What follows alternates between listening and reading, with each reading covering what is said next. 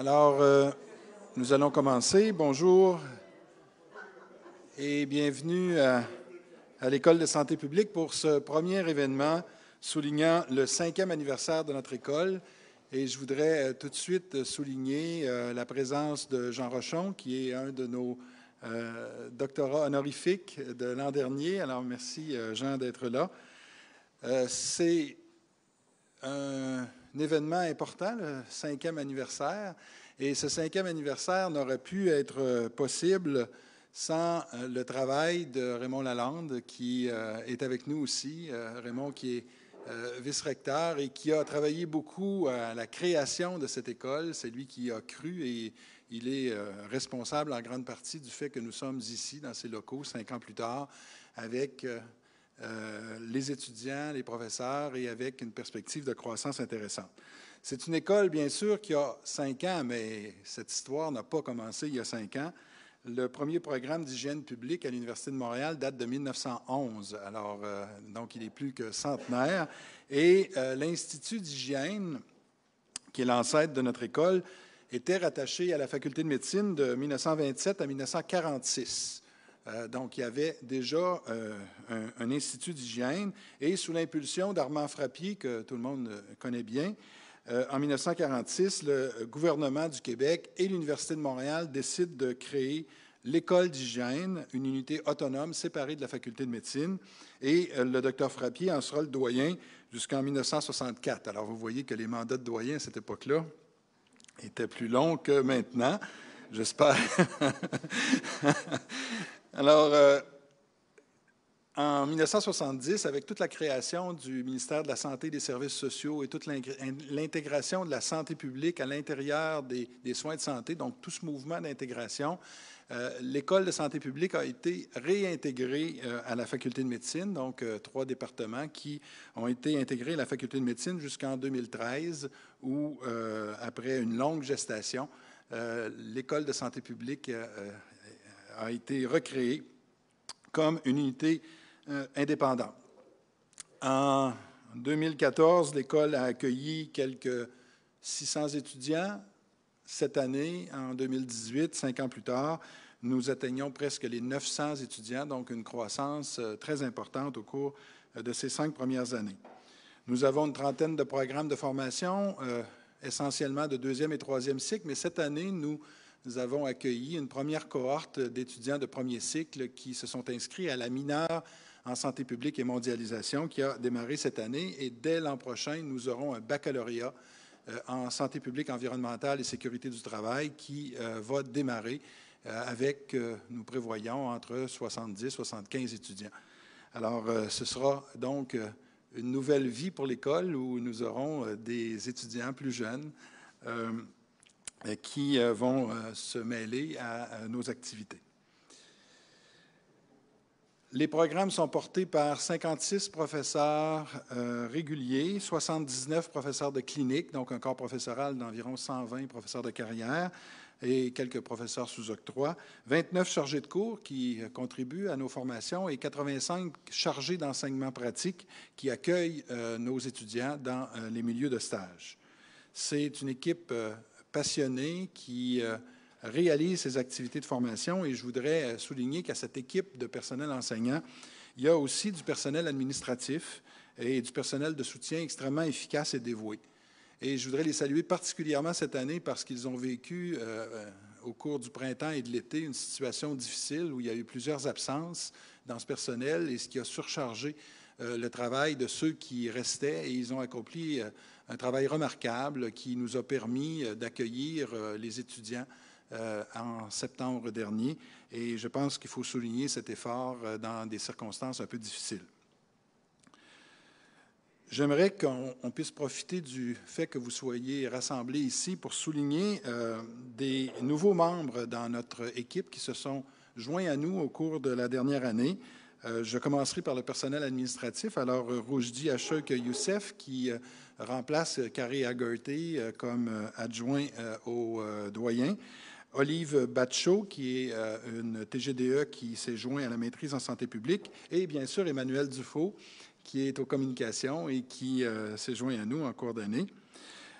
Au département de gestion d'évaluation de politique de santé, je salue l'arrivée au cours des derniers mois de nouveaux professeurs, Carl Hardy-Dubois, qui est ici, voilà, Carl Hardy, qui est directeur même du département, Roxane Borges da Silva, je ne crois pas que Roxane soit parmi nous aujourd'hui, et Aude Motulski, est-ce que Aude est là?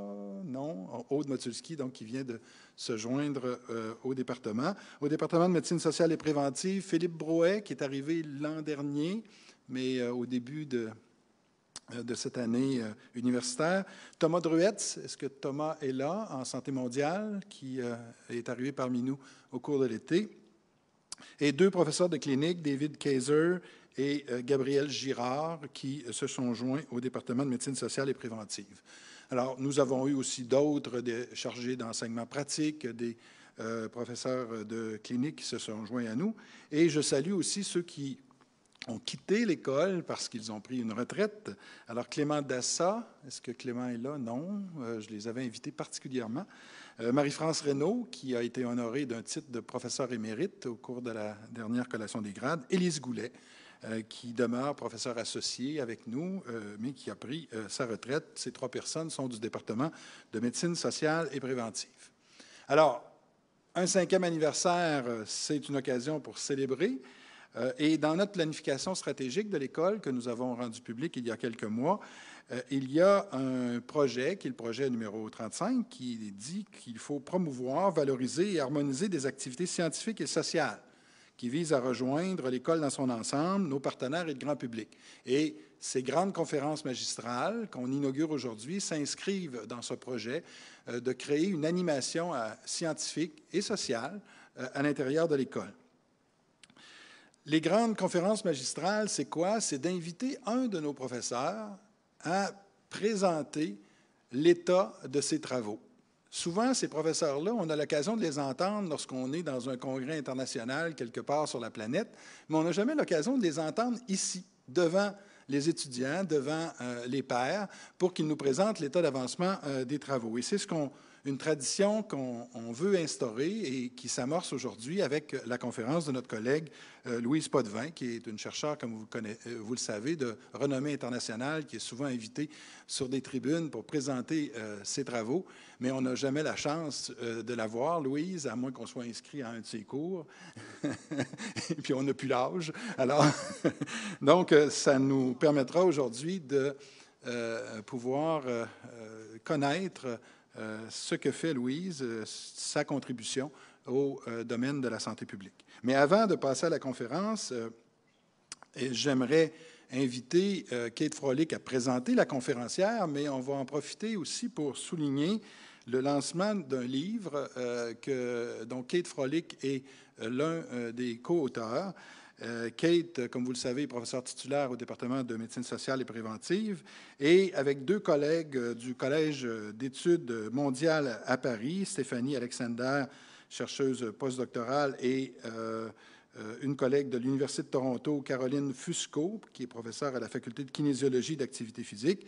Elles ont lancé un livre qui s'intitule « Play, Physical Activity and Public Health, The Reframing of Children's Leisure Life ». En fait, c'est un livre qui présente une espèce de paradoxe entre notre préoccupation sociétale, au niveau de la santé publique, de promouvoir l'activité physique chez les jeunes.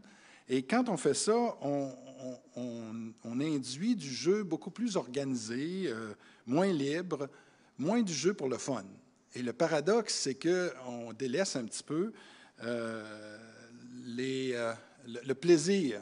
Et le risque, c'est de délaisser le plaisir chez les jeunes, et ce livre essaie de faire l'état de la situation et pourrait être une ressource importante pour les étudiants en santé publique, je vous le recommande, les kinésiologues, les psychologues, les spécialistes en éducation et en sociologie. Alors, j'avais invité Kate à vous en dire un petit peu plus long sur ce livre et à présenter notre conférencière de ce soir.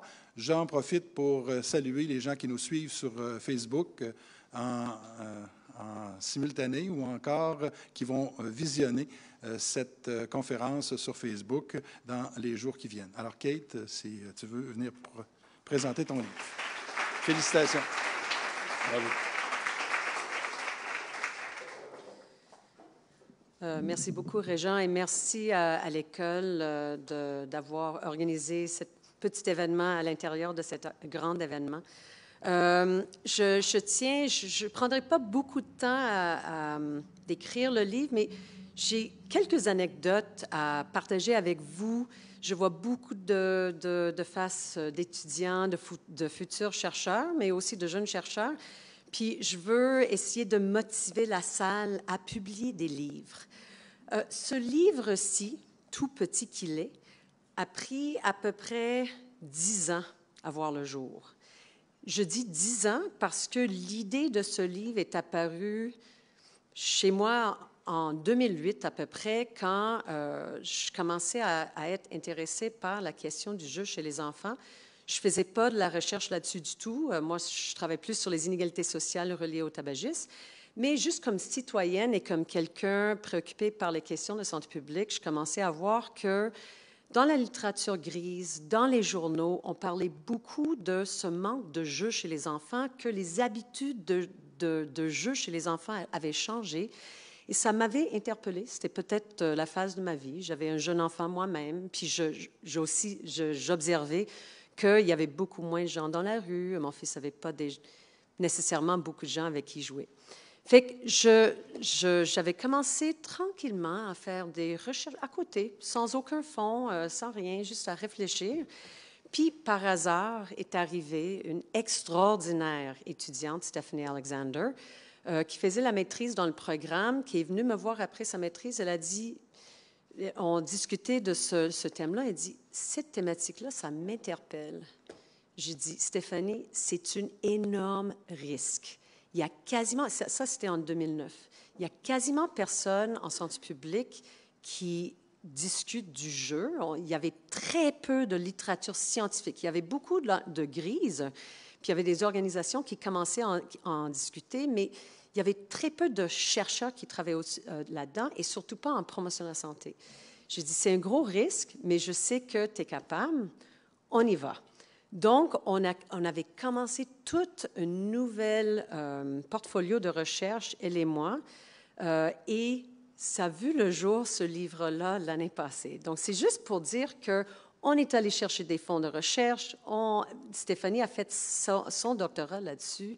Donc, c'est possible, mais un livre, c'est une longue voyage, mais un voyage qui vaut vraiment la peine. Pourquoi la peine? Parce qu'il y a une histoire derrière. On est capable, ce livre-là n'est pas édité, c'est nous trois qui l'ont écrit de A à Z, et ça décrit une histoire. L'histoire, c'est la suivante. Autour des années 2009, la santé publique avait commencé à être intéressée par le jeu chez les enfants pour la simple et bonne raison qu'avec la crise d'obésité et le manque de réussite dans les interventions auprès des jeunes, on essayait de trouver d'autres façons de les encourager à être plus actifs. Et beaucoup de monde a sauté sur l'occasion, bien, il faut que ça passe par le jeu. Les enfants jouent, mais ils jouent beaucoup moins. Donc, il faut qu'on intervienne pour s'assurer qu'ils jouent mieux. Puis ce qui s'est passé pendant cette période-là, c'est qu'on s'est dit, et ce n'est pas juste la santé publique, c'est la société comme telle, il faut qu'on crée des conditions pour que les parents fassent jouer plus leurs enfants, mais en le faisant, ils sont intervenus pour changer ce qui est le jeu, qui est une activité libre, sans structure, sans objectif. Donc, et de là, le paradoxe. Et aussi, la santé publique et d'autres instances savaient que les enfants jouaient beaucoup moins dehors, librement, parce que les parents de ces jours ont peur pour leurs enfants. Ils ont peur qu'ils soient frappés par les automobiles, ils ont peur qu'ils soient pris. Il y a toute cette discussion autour du risque qui existait. Donc, dans la santé publique et ailleurs, on disait, bien, il faut encadrer le jeu pour que les parents n'aient pas peur. Ce qui s'est passé, c'est qu'on encadrait tellement que le jeu perdait son sens parce que c'était tellement encadré. Ce que ce livre-là discute, c'est l'historique depuis 15 ans. Donc, c'est basé un petit peu sur la thèse à Stéphanie, mais ça va plus loin parce que depuis 5 ans, puis l'histoire passe très, très vite, on s'est rendu compte en santé publique que, oups, il fallait pas qu'on structure le jeu libre. Il faut que le jeu libre soit redonné aux enfants. Il faut créer ou il faut promouvoir ce qu'on appelle maintenant le jeu risqué. Donc, ils ont fait un 240, on a fait un 240 dans notre discours, et on le voit très bien avec des documents comme le position statement sur Outdoor Risky Play, qui promue effectivement le jeu risqué. Donc, on termine le livre avec une lancée aux interventions qui essaient de créer des conditions pour encourager le jeu libre dans nos villes. Et c'est à suivre. Donc, j'espère que vous allez trouver ça intéressant. Il y a des rabais et des feuilles de rabais, si vous voulez. Malheureusement, je n'ai pas de livre, mais il y a des...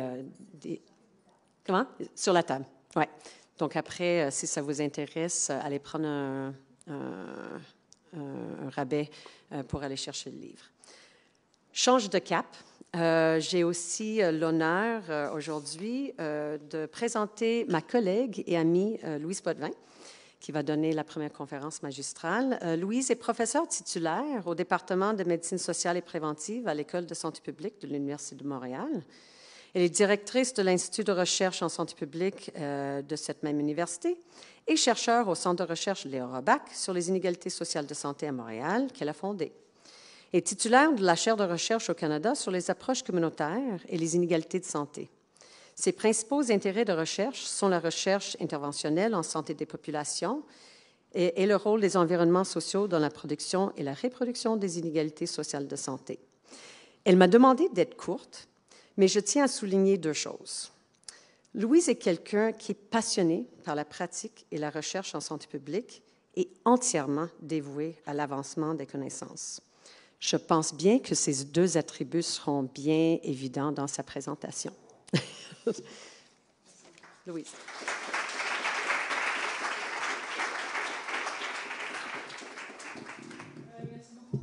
Pour cette charmante introduction, cette très gentille introduction. Merci, Monsieur le doyen. Régent, de cette invitation à inaugurer cette série. C'est un honneur. Et c'est toujours, chers collègues, chers étudiants, beaucoup plus difficile de présenter chez soi que dans une conférence internationale. Donc, vous m'excuserez un peu certaines ratées, s'il y en a. Je veux aussi souligner deux choses. Cette année, c'est le 5e anniversaire de l'école. Cette année, ça fait 30 ans que je suis professeur à l'Université de Montréal, chercheur. Donc, en 1988, j'arrivais, fraîchement débarqué d'un postdoc, puis je donnais mes premiers cours, je partais mon entreprise de recherche. J'ai vu cette proposition d'une conférence magistrale sur mes travaux, l'état d'avancement de mes travaux, un peu aussi comme une invitation à une rétrospective, à une synthèse. Donc, étonnez-vous pas. Si vous reconnaissez des noms, ce n'est pas l'effet du hasard. Tout ça, ça s'est construit avec des étudiants, avec des collègues, puis avec dont certains sont parmi vous. Les trois logos, bien sûr, la chaire, l'IRSPUM et l'ESPUM, qui ont été un peu les trois piliers de ma carrière pour les 20 dernières années. La chaire, je vous le rappelle, pour ceux qui ne le savent pas, fonctionne depuis 2001, alors qu'avec Richard Lessard, le directeur de santé publique de Montréal, on avait une des chaires de la Fondation canadienne de recherche sur les services de santé, une des 12 chaires qui avait été octroyée par la Fondation canadienne de recherche sur les services de santé pour cette chaire qui s'appelait « Approche communautaire et inégalité de santé ». Alors, j'ai toujours dit que, compte tenu du thème de la chaire, le jury qui a accordé cette chaire-là avait dû fumer quelque chose de pas mal fort qui va être légal dans 2 semaines.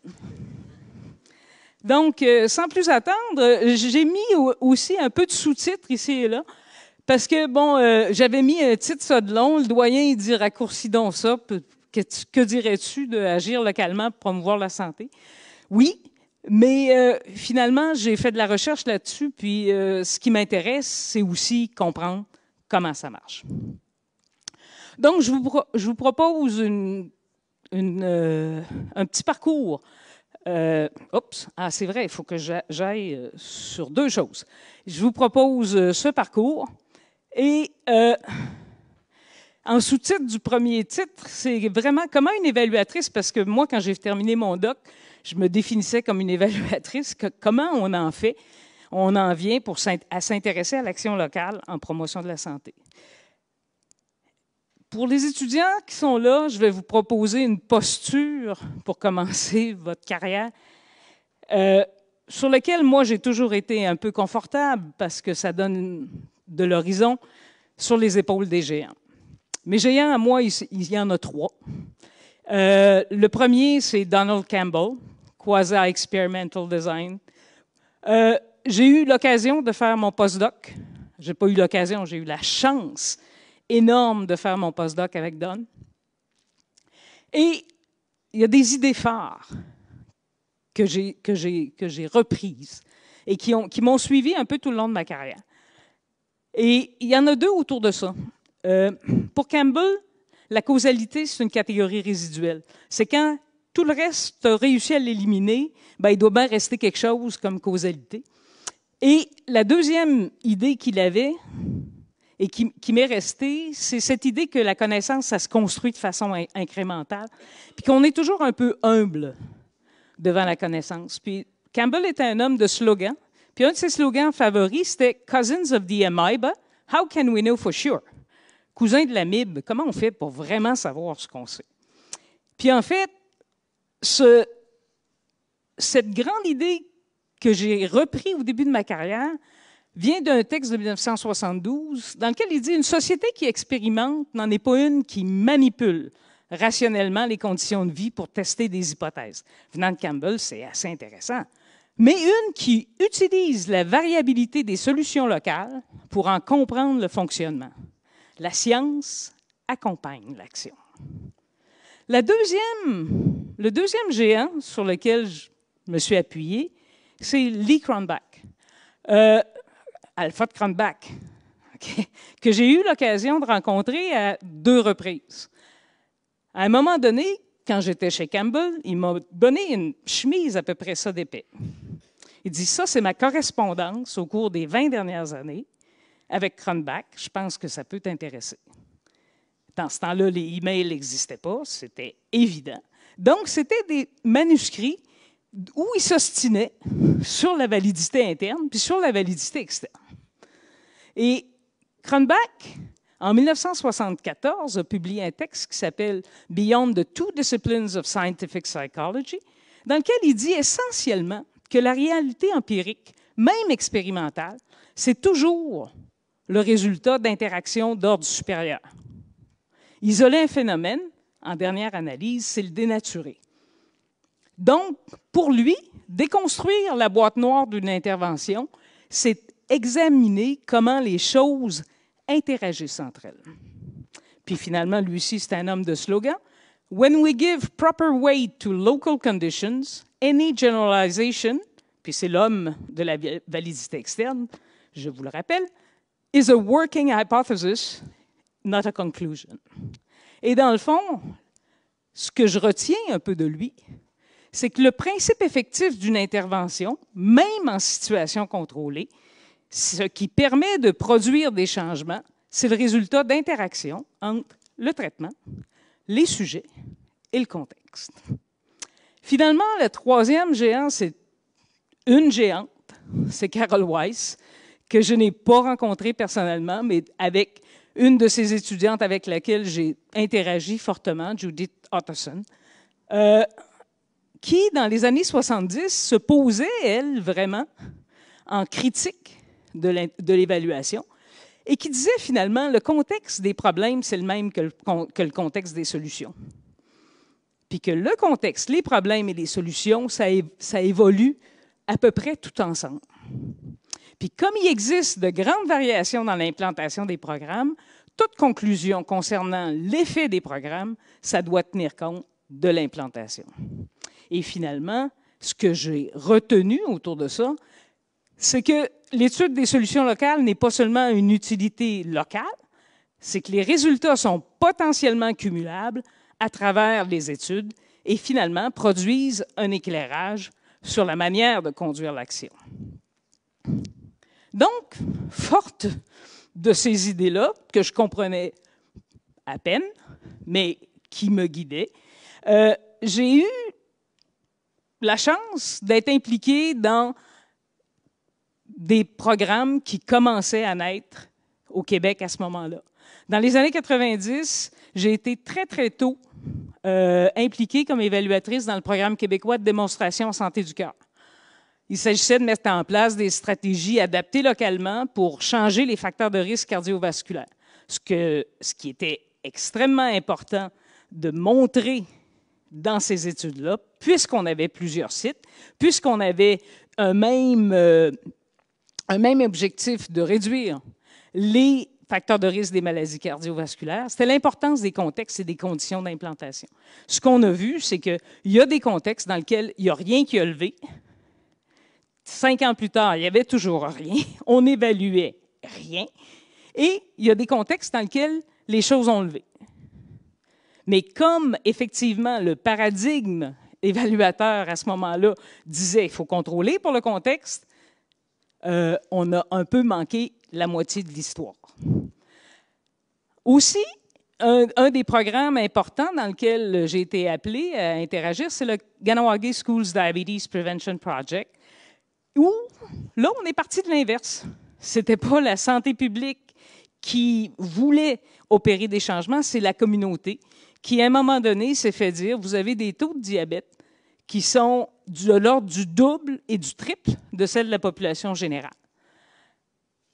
Les elders dans la communauté se sont retournés vers les chercheurs, se sont retournés vers les institutions de la communauté, ils leur ont dit, bien, faites quelque chose. Il y a quelque chose qu'on doit faire ensemble. Et j'ai eu la chance, effectivement, qu'on me demande d'accompagner ce processus-là. Ce que j'ai vu, de mes yeux vus, et ce que j'ai pu constater en travaillant avec cette communauté-là, c'est que dans le mot implantation, il y a le mot plan, P-L-A-N, mais il y a le mot plante, P-L-A-N-T-E. Et que le vrai blueprint pour un programme, c'est peut-être pas dans le plan, mais c'est peut-être dans le noyau qu'on plante en terre et qui grandit si on lui donne les conditions pour grandir. J'ai vu un plan être torturé, être détourné, mais en même temps, j'ai pu, parce que j'étais l'évaluateur dans cette histoire-là, j'étais aux premières loges, pour effectivement voir s'épanouir un programme qui, et j'en ai eu l'intuition pour la première fois à ce moment-là, crée une arborescence. Et lorsque on ne suit pas toute cette arborescence, parce qu'en fait, comme évaluateur et comme chercheur, on doit faire des choix, bien, il faut bien se rendre compte qu'on manque potentiellement la partie la plus fun de l'histoire à raconter. Depuis les années 2000, la chaire Approche communautaire et inégalité de santé, dont j'ai parlé, on met sous étude l'action intersectorielle locale de Montréal. En 1999, effectivement, quand j'ai approché Richard Lessard pour faire ce projet de chaire, Richard il me dit, regarde, il dit, j'investis 650 000 $ par année dans je ne sais pas trop quoi, ce que ça donne. Les tables de concertation locales à Montréal. Puis, il faut bien que je raconte une histoire autour de ça. Peux-tu m'aider? Alors, on est parti avec une équipe d'étudiants et de chercheurs. Et puis, on a approché les tables pour leur demander, bien, êtes-vous prêts à ouvrir vos espaces pour qu'on puisse raconter votre histoire puis trouver les leçons qu'il y a à tirer de votre histoire? Donc, cette idée fondamentale de Campbell, que la recherche accompagne l'action, on a commencé à la mettre en pratique. En fait, il y avait un contexte aussi pour ça. Parce que, au début des années 80, suite à l'étude de Carélie du Nord, où effectivement on avait montré une réduction des facteurs de risque lorsque les communautés se mobilisaient pour changer les conditions de production du risque localement, bien, les Américains avaient repris ça dans des situations contrôlées, menées par des équipes universitaires qui ont débarqué dans ce qu'on a appelé les 3 grands projets de santé du cœur. Stanford Five City Project, Minnesota Heart Health, Pawtucket Heart Health. Et après 15 ans d'intervention, avec des équipes à n'en plus finir, pas d'effet. Comme le Comet Trial, aussi d'ailleurs, sur le tabac. Donc, ce qu'on commence à mettre de plus en plus en évidence dans les années 90, c'est que quand ça vient d'en haut, c'est bien beau, mais ça ne marche pas. Et ça ne dure pas. Donc, il faut un peu reprendre la question autrement. Changer la perspective du chercheur, passer de l'expérimentateur qui sait et qui teste des hypothèses à un évaluateur qui développe des connaissances à propos d'interventions qui émergent en contexte. Donc, localement aussi, et c'est un peu la prémisse avec laquelle on s'était parti avec la chaire, localement, les gens inventent leurs solutions. Même dans des conditions moins qu'optimales, les gens survivent. Et les gens vivent. Et les gens inventent leurs solutions au quotidien. Quelles sont parmi ces solutions, ces innovations de la vie quotidienne, celles qui mériteraient d'être mises à l'échelle et d'être reprises? Et au Québec, on a fait ça un certain nombre de fois. Les CLSC en sont un. Maintenant, on les abandonne. On ne les a jamais vraiment évalués.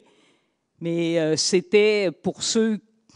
Dr. Rochon, hein? Les CLSC, c'est un peu ce qui a inspiré Alma-Ata, ce qui a inspiré aussi beaucoup tout le renouveau et la réorientation des services de santé dans les années 80 et qu'on abandonne sans avoir poussé cette idée-là jusqu'au bout. Donc, la question fondamentale que je pose, en fait, depuis une vingtaine d'années, c'est qu'est-ce qu'on peut apprendre des innovations, des actions intersectorielles locales qui essaient de changer les conditions de vie dans lesquelles ils sont et qui permettraient d'informer l'action ailleurs. Ce qui m'amène un peu dans une autre direction pour vous parler un peu de la Charte d'Ottawa et de l'intervention locale. Pourquoi on a commencé à faire ça et pourquoi c'est intéressant. Il y a 7-8 ans, on m'a demandé, lors du 25e anniversaire de la Charte d'Ottawa, d'écrire quelque chose pour le Canadian Journal of Public Health. Et essentiellement, ce que je disais, c'est que la Charte d'Ottawa définit un cadre normatif pour orienter l'action de santé publique. La Charte d'Ottawa, effectivement, c'est de l'idéologie. Ce n'est pas de la recherche, vraiment pas de la recherche. Mais ce que ça fait, essentiellement, ça dit à la santé publique, vous autres aussi, vous êtes de l'idéologie. Puis je vous ramène à la définition de John Lass, qui dit que la santé publique, c'est un ensemble de valeurs, de pratiques et de connaissances scientifiques pour mettre en place les conditions qui permettent à une population de demeurer en santé et d'améliorer sa santé. Donc, c'est un projet normatif aussi. La santé, c'est une valeur. Et la promotion de la santé, ce que ça fait, c'est que ça remet les valeurs là, ça les met à plat. Ça dit, bien, voici ce qu'on essaie de faire, voici ce qu'on essaie de développer. Et il y a 2 stratégies d'action en promotion de la santé qui visent directement les milieux de vie puis améliorer ce qui se passe dans les milieux de vie. Vous allez me dire un peu tard, mais on a essayé dernièrement, dans les 2 dernières années, de voir c'est quoi le rationnel. Okay? C'est-tu vrai? Parce que vous avez tous appris qu'il y a quelque chose qui s'appelle ecological fallacy, okay? L'erreur écologique. C'est d'attribuer okay, faussement à des caractéristiques écologiques des changements individuels. Ça, c'est vrai que c'est une erreur, mais par contre, En santé publique, on s'intéresse aux phénomènes collectifs. Donc, d'attribuer à un collectif un effet d'une caractéristique collective, on reste sur le même plan écologique. On s'est posé la question, avec Lise, était parmi ces chercheurs-là, on a fait des revues de revues. On a fait 4 Umbrella Reviews. On a épluché 10 000 articles dans 11 bases de données. On a lu 500 articles pour en évaluer l'admissibilité. On en a retenu 71, qui étaient des revues systématiques publiées en anglais, en français, en espagnol, qui décrivent la méthodologie en détail. Et ça, c'était un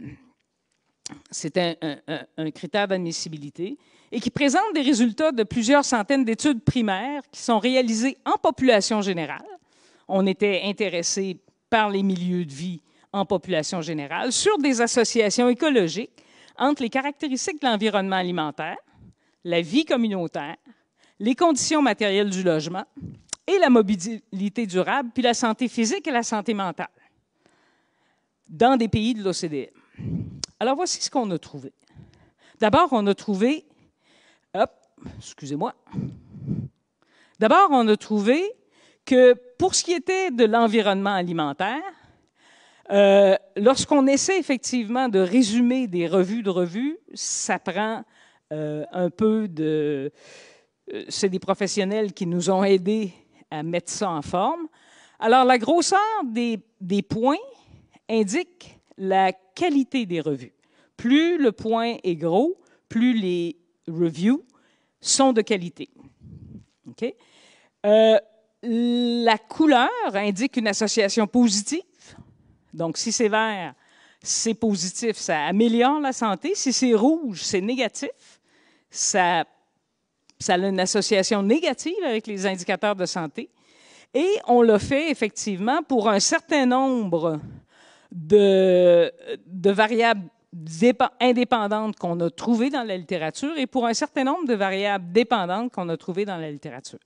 Donc, pour ce qui est de l'environnement alimentaire, quand on parle de ressources de l'environnement alimentaire, les ressources qui ont été étudiées, c'est les magasins qui offrent des aliments sains, des supermarchés, des dépanneurs, des restaurants minutes, 10 de la composition alimentaire. Donc, quand on met ça tout ensemble, ce qu'on s'aperçoit, c'est que l'environnement alimentaire est en général associé avec des facteurs de santé liés au poids ou liés à l'alimentation saine. Ça va généralement dans le sens où on pense. Plus il y a de restaurants minutes accessibles, plus il y a de dépanneurs accessibles, moins effectivement on est dans le sens d'une bonne santé. Okay? Mais il y a encore beaucoup de relations qui ne sont pas démontrées là. De revenir dans le même sens, c'est ce qu'on appelle la vie communautaire. Et les indicateurs de vie communautaire qu'on a trouvés, pour lesquels on a trouvé des capital social, cohésion sociale, environnement social, interaction sociale, réciprocité, sens de la communauté. Ce qui nous fait dire, investir dans la vie communautaire, on ne se trompe pas. Il n'y a rien dans ça qui est délétère pour la santé. Et les études de qualité ont tendance à être plus associées que les études de moins bonne qualité. On a regardé la mobilité durable. Et quand on parle de mobilité durable, on parle de territoire à vocation multiple, potentiel de marche, aménagement facilitant la marche et le vélo, des trottoirs, la densité du trafic, la densité des connexions entre les rues, la vitesse et le volume de la circulation. Et ça a été surtout mis en lien avec l'activité physique, les poids de santé, les traumas et la dépression aussi. Et ce qu'on s'aperçoit, c'est que c'est généralement positif en termes d'activité physique, mais pour les enfants, ça peut être à double tranchant. Finalement, un dernier qu'on a regardé, c'est le logement, les caractéristiques physiques du logement, d'un pool de logement. En fait, c'est pas, on n'est pas sur le plan individuel, on est sur un plan écologique. Donc, les caractéristiques qui ont été étudiées sont principalement en termes de qualité de l'air, un peu en termes d'espace et aussi d'environnement matériel, de détresse financière. OK? Donc, ce qu'on s'aperçoit effectivement, c'est que ce qui est beaucoup étudié, c'est lié à la qualité de l'air et que, effectivement, les polluants biologiques et tout ça, qui est souvent lié à la pauvreté, c'est lié à la santé respiratoire, principalement chez les enfants. OK? Et que, finalement, aussi, l'environnement matériel, les stress financiers ont des effets en santé mentale dans la population générale. Donc, ce que nous, on se dit par rapport à ça, c'est qu'effectivement, il existe des preuves d'une relation écologique entre la disponibilité des ressources locales. Et puis pour nous, notre modèle est un modèle de ressources. Les gens construisent leur santé avec les ressources qu'ils trouvent dans leur vie quotidienne. Et les inégalités sociales de santé sont en grande partie liées à la qualité, à la quantité et à l'accessibilité des ressources que l'on trouve dans sa vie quotidienne. Accroître les interactions sociales, la cohésion sociale au niveau du quartier, c'est susceptible d'améliorer la santé.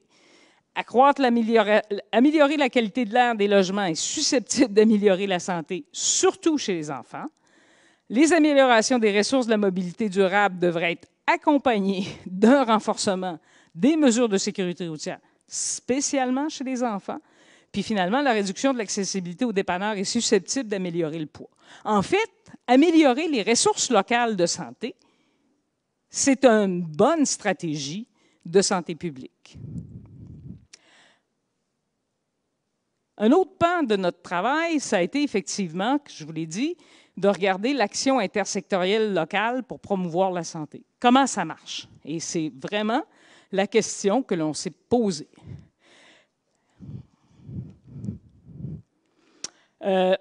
Comment ça marche? Ça nous a été aussi un peu influencé par Kate, qui a été une collègue, mais qui a aussi été une étudiante, et c'est sa thèse de doctorat, qui dit finalement que les milieux de vie, ce n'est pas des réservoirs de personnes et de ressources dans lesquels les premiers consomment les seconds. Okay? On serait pensé, effectivement, si on dit que la santé se construit dans la vie de tous les jours avec les matériaux qu'on y trouve, bien, mettons des matériaux, puis les gens vont les consommer, puis ils vont être en santé. Pas tout à fait ça. Ce qu'elle dit, finalement, puis ce que cette thèse-là disait, c'est que les modes de vie collectifs, la façon dont on vit ensemble et dont, ensemble, on à la fois produit et consomme les ressources qui vont faire notre santé, ça offre un monde de contraintes et de possibilités. Donc, le contexte fournit des ressources sociales et matérielles qui peuvent être accessibles et utilisées pour construire la santé, mais les gens, à travers leurs actions, reproduisent et transforment leur contexte et les opportunités structurelles par lesquelles les ressources sont accessibles. J'ai-tu bien compris, Kate? Bon, c'est pas pire. Mais en fait, ce que ça veut dire, c'est que quand on agit dans un milieu de vie, si on agit indépendamment des personnes qui y sont, on risque fort de passer à côté de là où ils sont. Donc, c'est une critique fondamentale d'un mouvement d'ingénierie sociale. Ingénieriser le social sans les gens qui le construisent dans leur vie de tous les jours risque fort de mener à peu près nulle part. Et finalement, c'est un peu le dilemme dans lequel on est. Dans lequel on est dans les données probantes.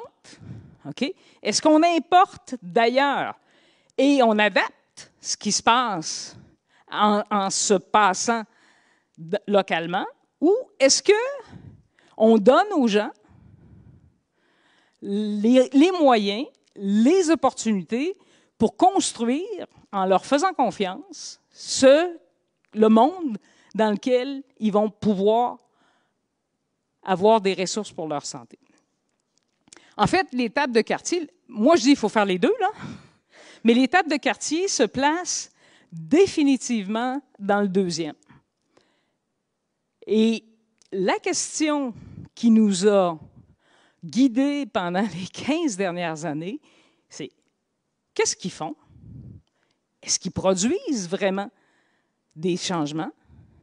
Puis s'ils en produisent, comment ils le font? Parce que, contrairement effectivement à un ingénieur ou un chirurgien qui opère sur, ces gens-là n'opèrent pas sur. Ils travaillent avec. Donc, comment travaillent-ils et qu'est-ce que ça produit? Donc, on s'est mis effectivement à travailler fortement avec l'Initiative montréalaise en soutien à l'action intersectorielle. L'Initiative montréalaise, c'est 3 millions par année, 3 bailleurs de fonds. Direction santé publique de Montréal, 20 Centraide du Grand Montréal, 50 Ville de Montréal, 30 Soit dit en passant, voici un bel arrangement intersectoriel aussi dans lequel la santé publique s'investit.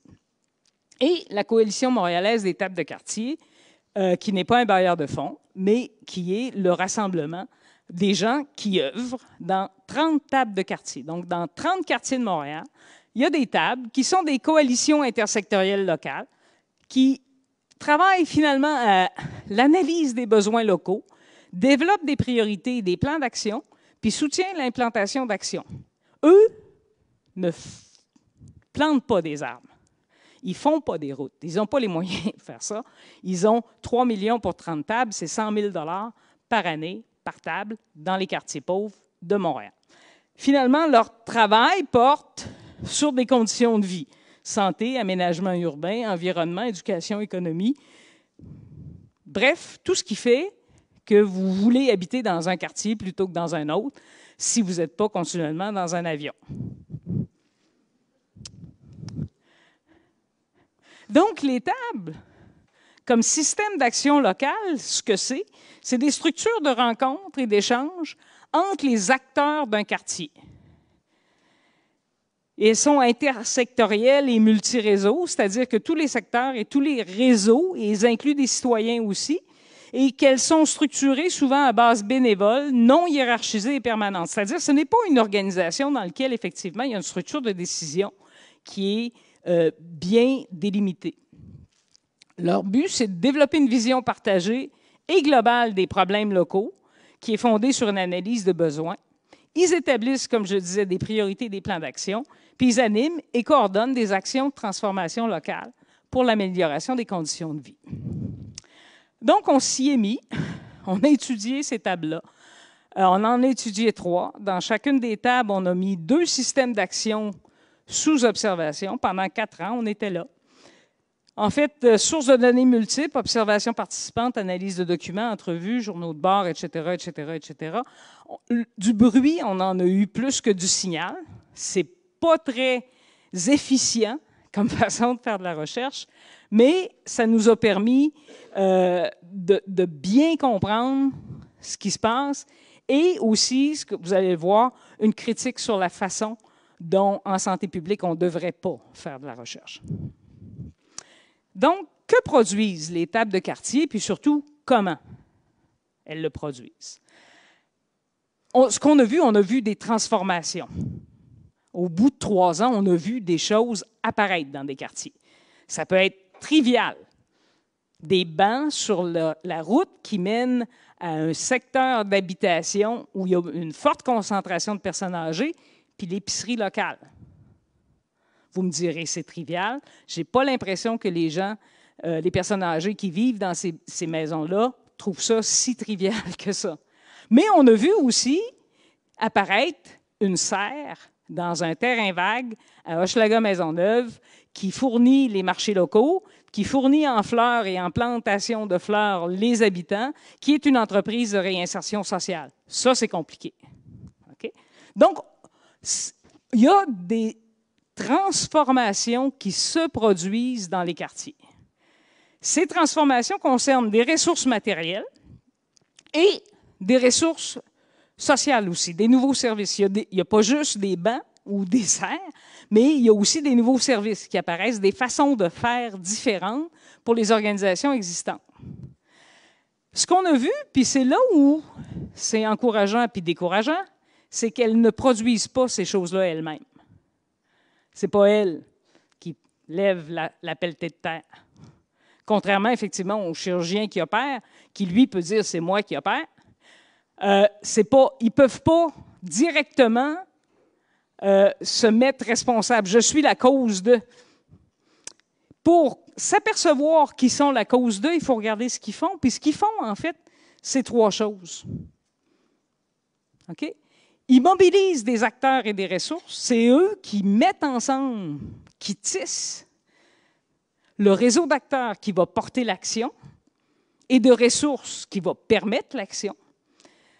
Ils travaillent avec des intermédiaires, des porte-paroles, ils font des mémoires, ils font des représentations, ils font des plaidoyers, ils organisent, ils rendent visible ce qui n'était pas visible et ils maintiennent et créent des réseaux. Vous allez me dire, c'est du pelletage de nuages.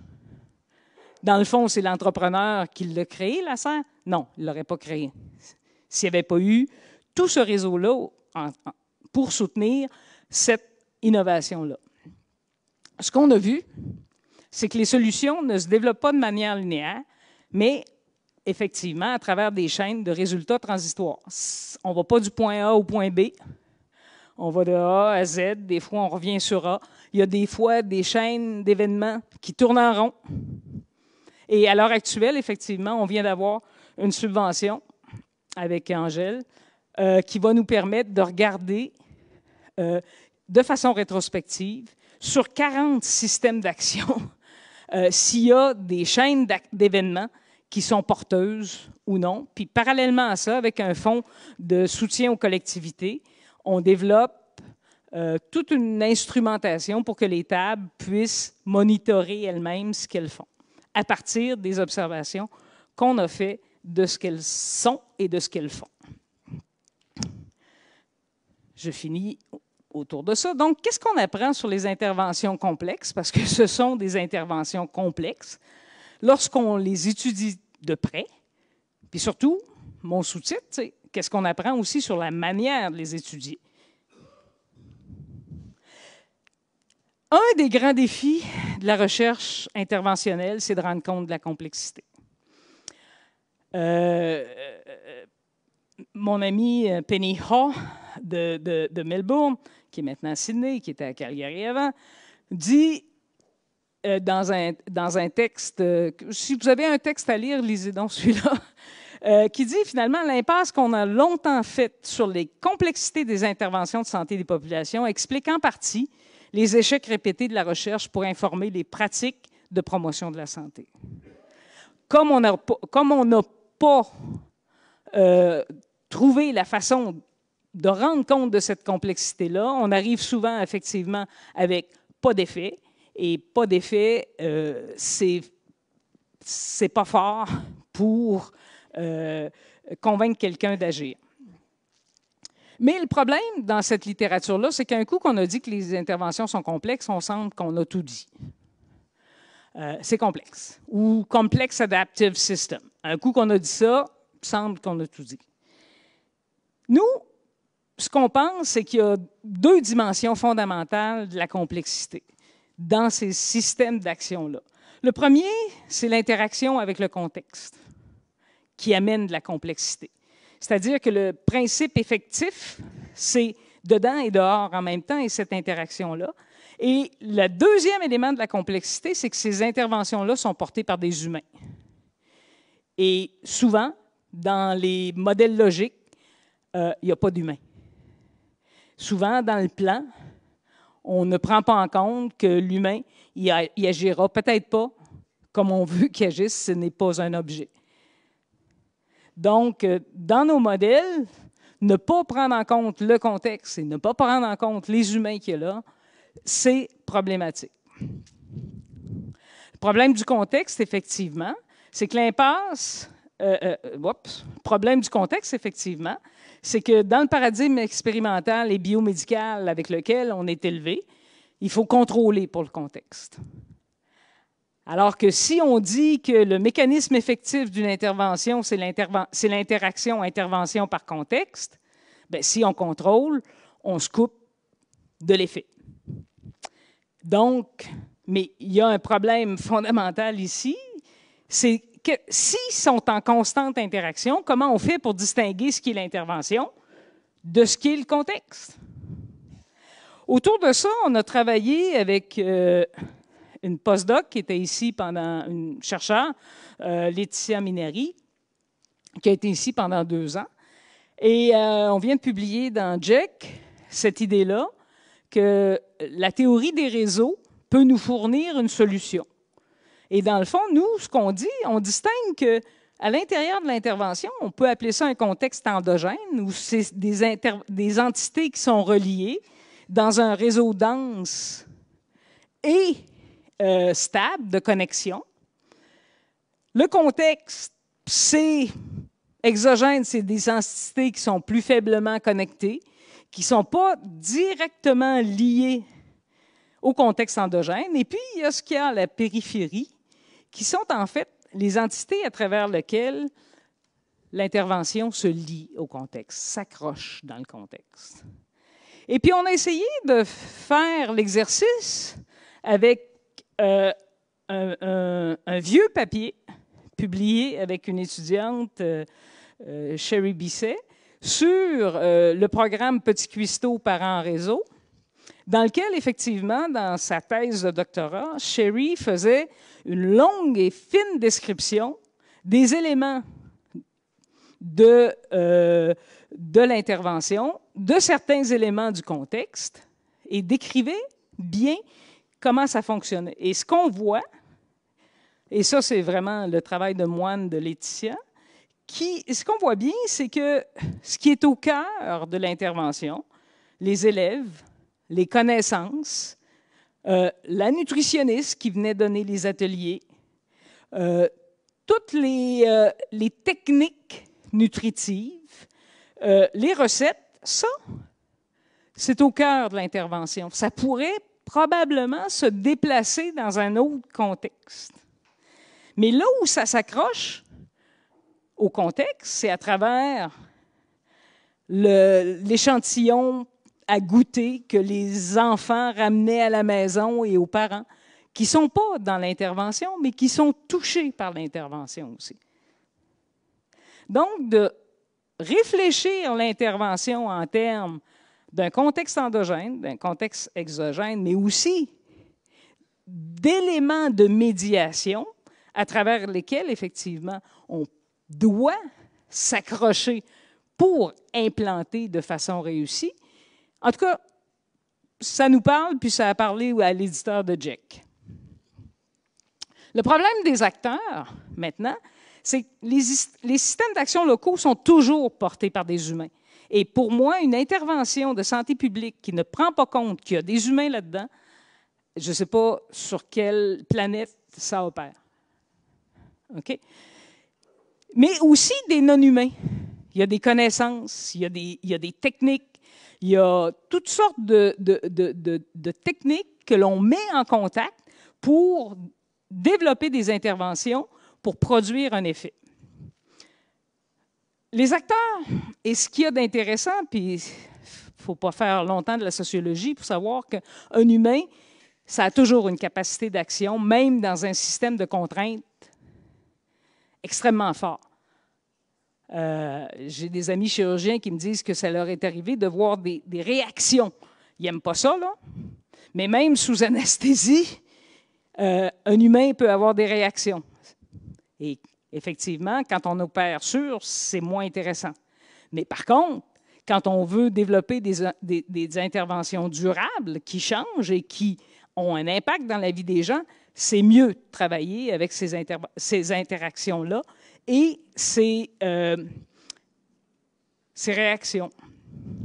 Donc, en fait, et ça, on l'a vu, on l'a observé, et c'est ce que font en grande partie les tables. L'action collective, donc, requiert d'aligner les identités et les intérêts des acteurs en fonction de finalités. Il faut, en fait, que les gens y trouvent leur compte, mais qu'ils trouvent leur compte dans leurs intérêts propres et dans les intérêts communs. Et ce qu'on voit, c'est que les connexions sont plus ou moins stables, plus ou moins fortes, mais ce qu'on a vu aussi, c'est que plus elles sont stables et fortes, plus le système est prévisible. Donc, plus on peut produire des effets et plus on peut anticiper sur ces effets-là. Donc, comprendre ce qui fait qu'un système d'action est bien organisé, comment il s'organise, et essayer d'avoir des effets d'un système d'action qui n'est pas encore organisé, c'est souvent pas permettre à l'action de lui donner de chance. Je m'amuse un petit peu de ce temps-ci avec une métaphore, en fait, autour de ça. Vous reconnaissez la Floride, vous reconnaissez Cuba. Oups, 24 août 2005. C'est une tempête tropicale. OK?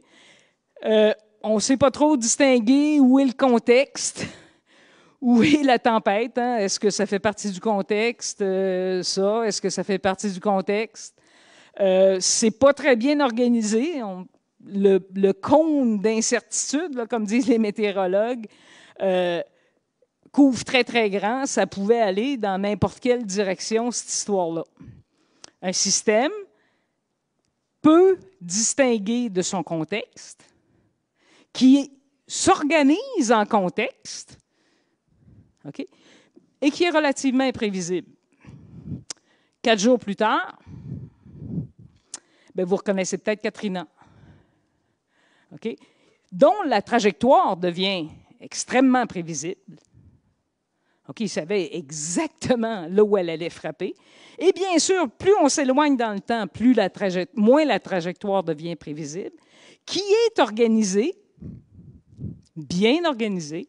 On peut mieux définir ce qui est dans le contexte que ce qui est dans l'organisation, le cœur du système qui est là, mais qui est en constante interaction. La pluie qui tombe des nuages, qui sont le système, vient toujours bien de l'océan, du contexte. Ça, c'est du big data.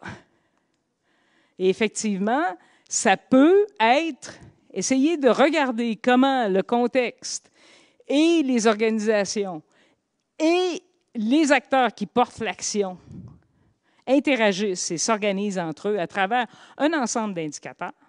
Puis je vous ferai remarquer qu'il y a 50 ans ou 100 ou 75 ans, les ouragans frappaient, puis probablement qu'il y en a encore qui pensaient que c'était des acts of God. Maintenant, on sait bien que ça n'en est pas. On sait même que ces tempêtes tropicales viennent du Sahara. Okay? Donc, si on était dans le Sahara à observer, peut-être qu'on pourrait même prédire encore plus. Mais c'est une métaphore qui, en tout cas, moi, quand je pense à l'action collective, m'amène à réfléchir différemment. Et pour un ouragan, il y a probablement 5-6 tempêtes tropicales qui meurent aussi. Et pourquoi devrait-on, sur cette base-là aussi, penser que tous les systèmes d'action qui s'organisent vont finir par être extrêmement effectifs? J'en sais rien. Donc, ce qui m'amène finalement, ce qui nous a amené avec Angèle à développer 4 principes pour étudier l'action locale qu'on vient de publier dans Health Promotion International. Ce qu'on dit finalement, c'est que la tâche principale du chercheur, c'est de suivre et documenter les transformations réciproques qui se produisent dans les réseaux socio-techniques qui portent l'action, dans le plan, dans les actions et dans le contexte. Parce que le problème, effectivement, c'est qu'une intervention efficace change le contexte.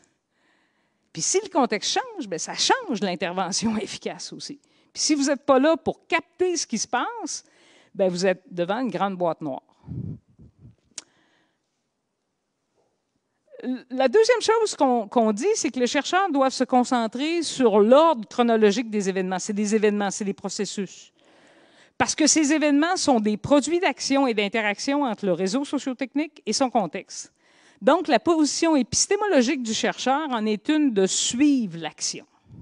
Et donc, de prendre des décisions de méthode à propos des objets investigués au fur et à mesure de l'action. On ne peut pas arriver non plus avec un plan de recherche complètement figé et complètement déterminés à l'avance. Ça, c'est un peu plus tannant quand on parle avec des bailleurs de fonds, quand on parle avec les IRSC. Il y a une façon dont on arrive à leur parler, mais il faut arriver à leur parler que leur dire, si je sais exactement et si je n'étudie que ce que je vous dis que je vais étudier, je vais probablement passer à côté de la vraie histoire. Le troisième principe, c'est que la recherche doit tirer parti d'un large éventail de données. Puis ça, on est dans les données massives ici. Idéalement, comprendre le phénomène à son état non intervenu nous permettrait effectivement de poser des conclusions beaucoup plus intéressantes. Puis finalement, une théorie sociale de l'action, c'est un instrument indispensable pour s'orienter dans ce paquet de données-là. Mais encore là, la théorie va changer aussi avec les observations que l'on fait. Donc, si je reviens sur mes 3 idées phares, à Campbell, finalement, je dirais, en fait, lorsqu'on conçoit des systèmes d'action complexes, comme c'est le cas pour les actions locales de promotion de la santé, il faut développer des études qui accompagnent les acteurs et les actions, car les transformations qui ne sont pas efficaces lorsqu'elles viennent d'en haut. Et ça, on le sait. Donc, il faut développer définitivement ce que moi j'appelle une posture de recherche de chercheur aux mains sales. Avoir les 2 mains dedans. Et la causalité, finalement, ce n'est pas une catégorie résiduelle. On la construit en liant ensemble des événements qu'on voit se produire. Et cette causalité-là n'existe pas sans la théorie qui nous amène à poser ces liens-là. À Cronbach, je ne vous ai pas dit, je l'ai rencontré, lui, une fois, effectivement, en personne, lors du Memorial, lorsque Campbell est décédé. Cronbach s'était déplacé de la côte ouest des États-Unis pour venir en Pennsylvanie pour accompagner c'était pas des amis, mais c'était des gens qui avaient coévolué et qui avaient discuté toute leur carrière. C'est quelque chose d'intéressant, ça, à trouver dans sa vie de chercheur. Quelqu'un avec qui on a du répondant.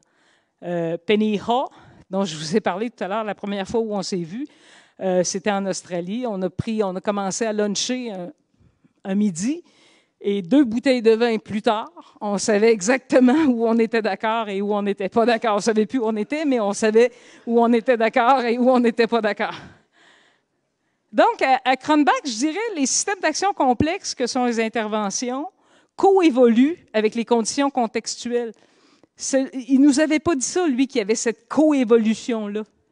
Il les prend pour acquis, ces conditions contextuelles, mais non, il coévolue aussi. Il faut continuer continuellement d'appréhender cette dynamique de réciprocité. Parce que, de fait, une intervention efficace change le contexte, qui change l'intervention aussi. Et finalement, Mme Weiss, je lui dirais que pour éclairer la manière de conduire l'action, les résultats d'études doivent s'inscrire dans des théories du changement. Ces théories ne servent pas seulement à guider l'analyse des données, mais elles servent aussi à agréger des connaissances. Et ce que j'ai vu aussi en faisant des revues de revues, en faisant des umbrella reviews, c'est que l'empirie ne parle pas de lui-même. Il faut le mettre dans une théorie, même le plus agrégé, et qu'une théorie, c'est une façon d'agréger. La théorie, finalement, le rôle du chercheur, et ça, je l'ai vu avec nos partenaires locaux, le rôle du chercheur, c'est de fournir des concepts de portée générale qui permettent ensuite de rendre intelligible une situation locale en contexte. Et je peux vous le dire, quand on parle avec nos partenaires de concepts éminemment théoriques, mais lorsqu'ils s'y reconnaissent et qu'ils reconnaissent leur façon de faire dans ça, on parle le même langage. Et ce langage-là leur permet de se parler après ça entre eux. C'est là où on est dans nos études. Ce qu'on essaie de faire à ce stade-ci, c'est vraiment de reprendre la théorie, de la remettre en contexte et avec des concepts que les gens peuvent manipuler pour comprendre ce qu'ils font. Donc, je vous remercie beaucoup. Tout ça a été un peu financé par les IRSC. C'est aussi des grands complices dans ce travail-là qui ont cru, en fait, à cette idée d'une recherche interventionnelle de laquelle on peut tirer des enseignements pour l'action plus largement que le contexte dans lequel elle se produit et on l'étudie. Merci beaucoup.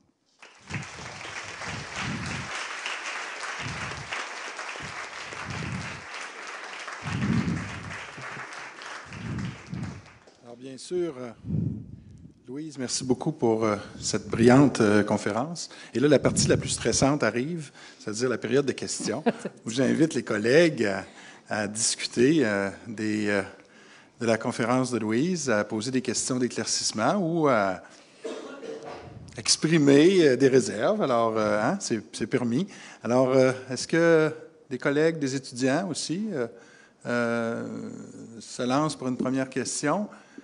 Et là, je vous le dis, là, on est ici pour une quinzaine de minutes, alors vous êtes aussi bien de poser vos questions parce qu'on n'ira pas au cocktail avant que vous ayez posé des questions. Alors, oui, allez-y. Vous pouvez vous identifier et le micro arrive à vous. Ça ne sera pas très long. Chantal n'est pas capable de sauter par-dessus les bancs. Voilà. Caroline Couture. Donc, je me demandais, en fait, comment on peut transformer ça ou traduire ça par des politiques publiques qu'on peut, en fait, des programmes qu'on essaie d'établir à large échelle pour ensuite l'appliquer au niveau local? Bien, c'est le double traduction. En fait, au niveau local, on parle de mise à l'échelle. Et il y a une étudiante avec qui je travaille à l'heure actuelle, effectivement, qui parle de mise à l'échelle. Et qu'est-ce qu'on met à l'échelle, finalement? Puis je reviens un petit peu à la question d'un de mes étudiants, Pierre Pluy, qui est devenu un brillant professeur à McGill. Puis Pierre travaillait sur la durabilité des programmes. Et puis Pierre se posait comme question, est-ce qu'on produit des clones ou est-ce qu'on produit des neurones?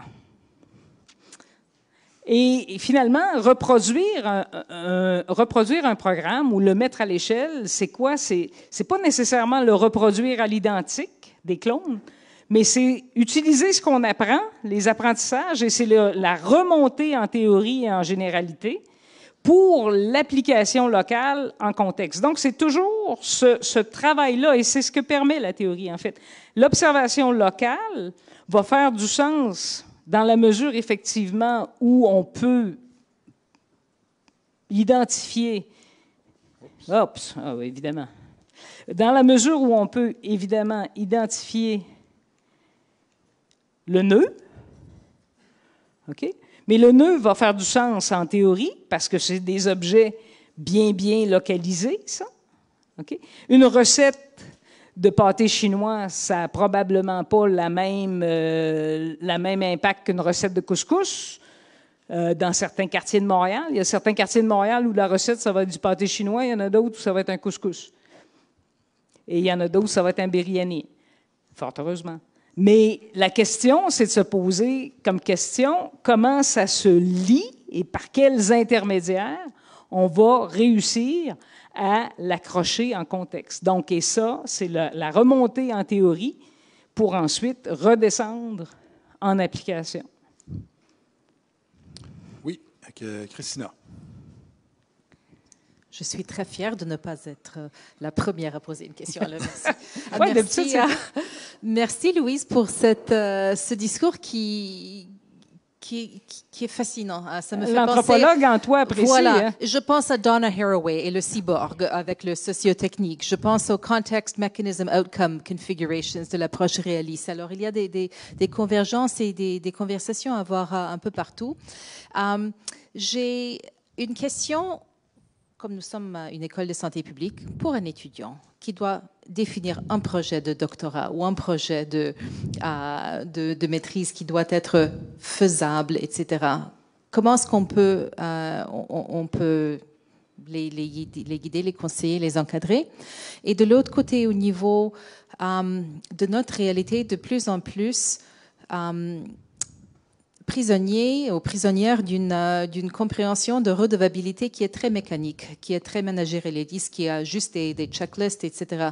Il faut jouer le jeu un peu, mais comment est-ce qu'on peut réclamer en marge de manœuvre? Et là, je tiens un peu fait le lien avec le livre de Kate, de créer un espace de respecter l'incertitude, l'ambiguïté, tout en jouant dans ce monde qui est comme il est, pour des bonnes raisons et mauvaises raisons. Alors, voilà, 2 questions.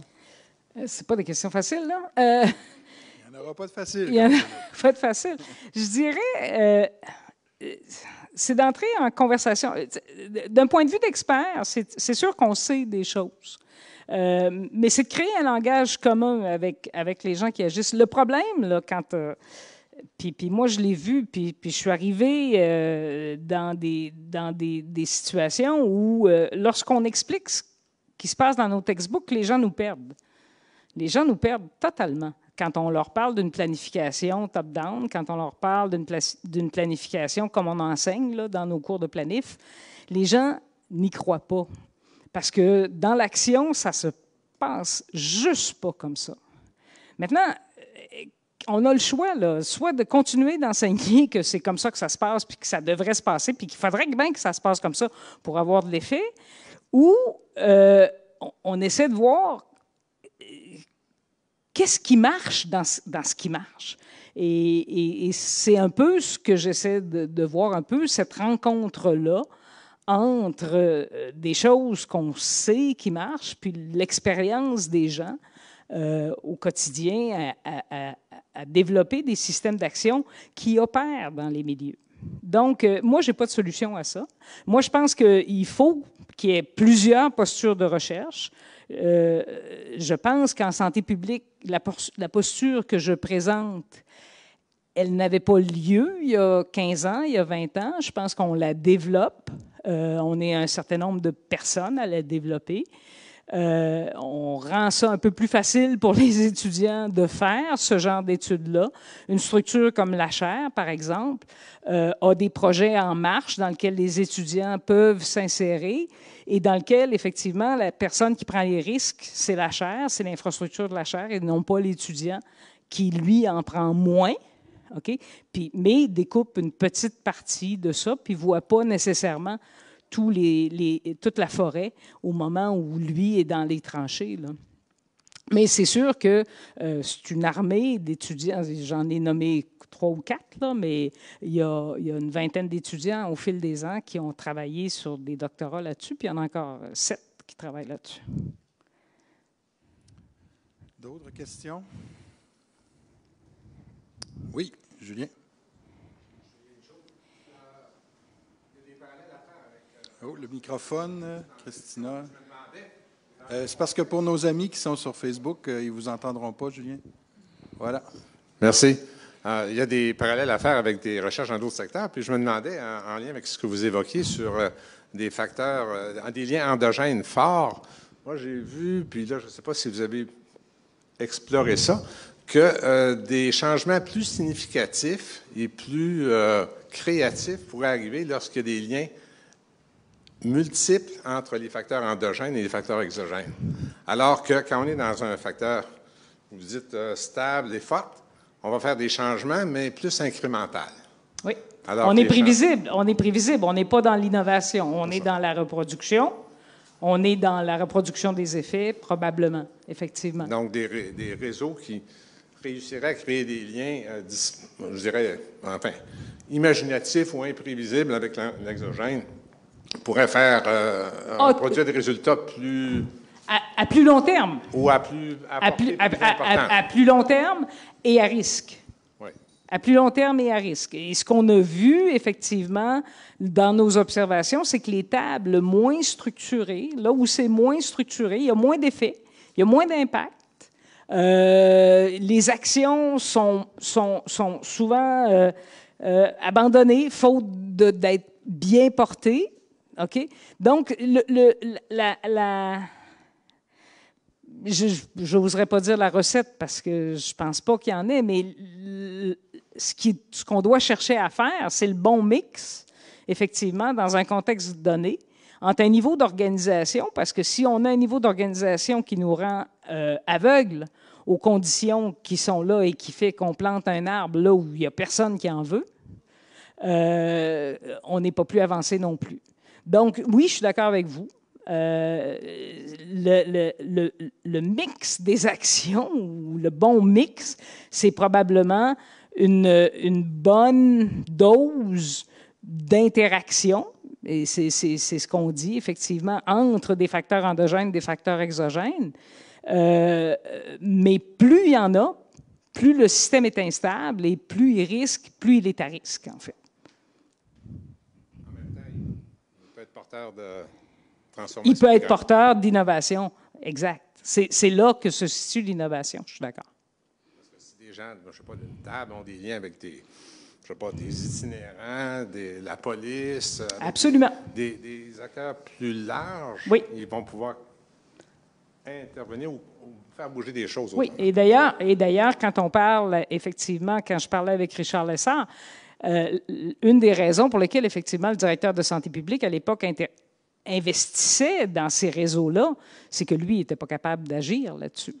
Et il était obligé d'aller chercher des alliés et de faire ces alliances-là pour être capable de travailler sur ces questions-là, de travailler sur ces problèmes-là. Oui. OK. Alors, oui, vas-y. Le micro vient vers toi, mon cher. Merci. Merci, Louise, pour cette belle présentation. J'ai une petite question. Peut-être, tu as évoqué les notions de complexité, de système complexe à l'échelle locale.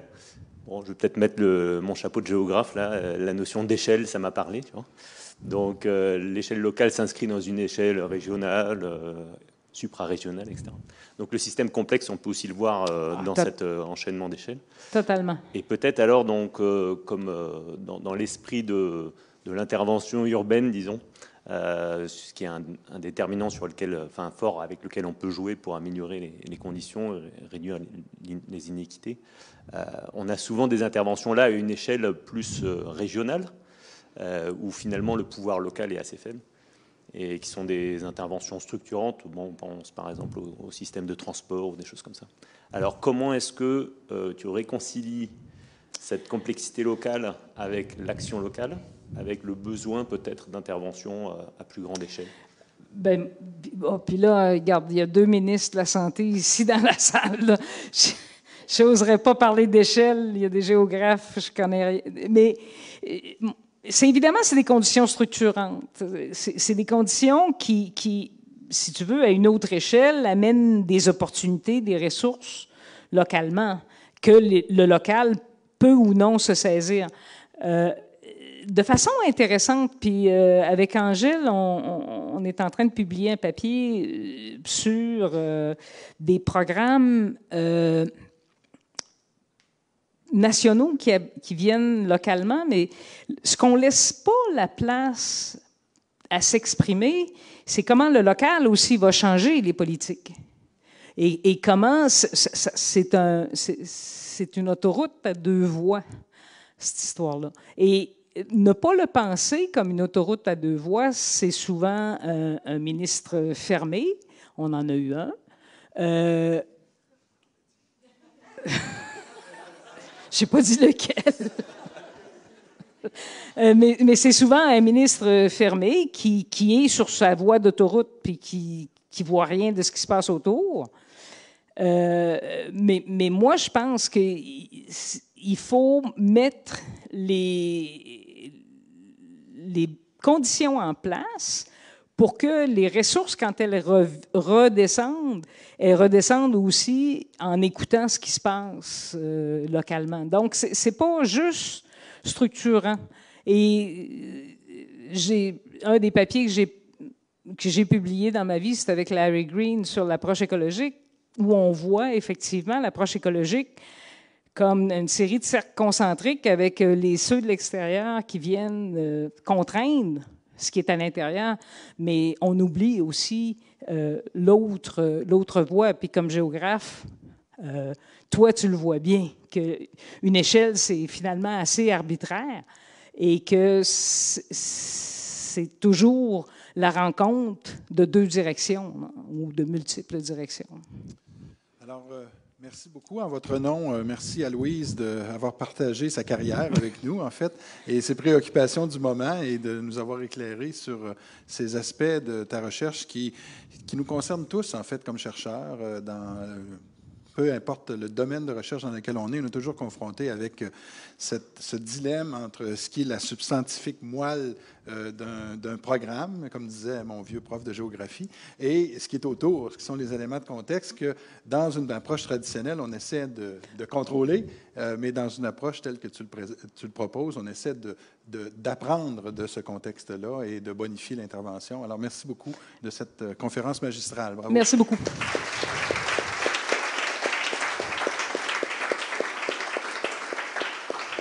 Alors, mes collègues qui sont ici, un jour, ça sera votre tour. Alors, préparez-vous à faire ce genre d'exercice au cours des prochains mois, des prochaines années. Les célébrations du 5e anniversaire se poursuivent la semaine prochaine. Alors, mercredi, on honore l'honorable Marc Lalonde d'un doctorat honorifique. Alors, il y aura une cérémonie protocolaire avec le recteur à 3h30 dans cette salle, suivie vers 4h15, 4h30 d'un colloque sur l'impact du rapport Lalonde sur la santé publique. Et nous aurons l'occasion d'accueillir Patrick Fafard, un politologue de l'Université d'Ottawa, et André-Pierre Contentriopoulos, notre collègue professeur émérite, qui viendront débattre de l'impact du rapport Lalonde, et ce sera suivi du dévoilement de notre mur d'honneur de santé publique où on va honorer nos doctorats honorifiques et nos professeurs émérites. Le lendemain, le 11, nous aurons un colloque sur les boissons sucrées à compter de 16h30, ici même.